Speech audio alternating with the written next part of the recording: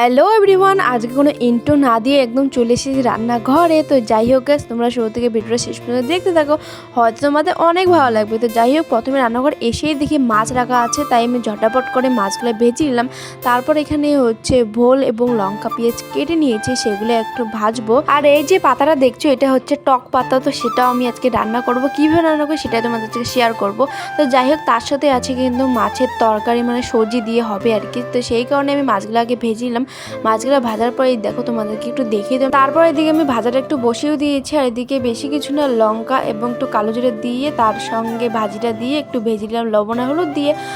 তো এটাই হচ্ছে আমার ভাজি। তো জানি না কতটুকু হবে, কারণ আমার বর্তমানে আছে এখন পাঁচজন এটুকু হবে কিনা সেটা আমি জানি না। তো যাই হোক, এটুকুই ভেজে নিলাম, কারণ এটুকুই ছিল। তারপরে এদিকে রান্নার ফাঁকে একটু আমি এটা হচ্ছে বাতাবি লেবুটা আমি খেয়ে নিলাম। তো সবাই মিলে খাচ্ছে, আমার জন্য একটু রেখে দিয়েছিল। এদিকে দেখো ভাজানোর পরে একটু মাখা মাখা হয়েছিল, তো সেইভাবে করে নিলাম, কারণ একটু জলটা একটু বেশি হয়ে গেছিলো। তো ওইদিকে দেখো কড়াই বসানো হয়ে গেছে, এবং সেখানে আমি দিয়ে দিলাম তেল আর একটু জিরা দিয়ে দিয়েছি সংবাদের জন্য।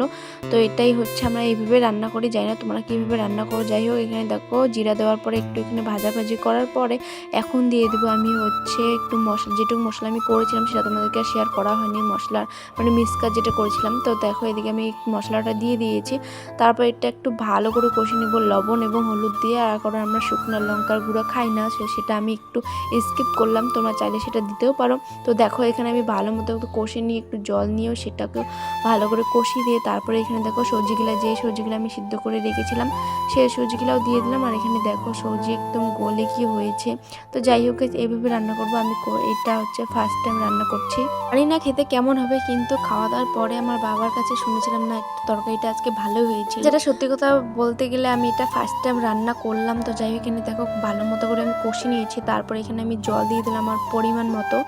তো এখন এটা জল দিয়ে এটা সিদ্ধ হতে, চলো এই ফাঁকে একটু তোমাদের সাথে কথা বলা যাক। তো সবাই প্লিজ আমার ইউটিউব চ্যানেলকে একটু সাপোর্ট করে একটু উপরে তোলার চেষ্টা করো, কারণ অনেক স্বপ্ন এসেছি গাইস, তোমাদেরকে আর বলবো। তো আর কি বলবো, তোমরা প্লিজ সবাই আমার একটু পাশে থেকো।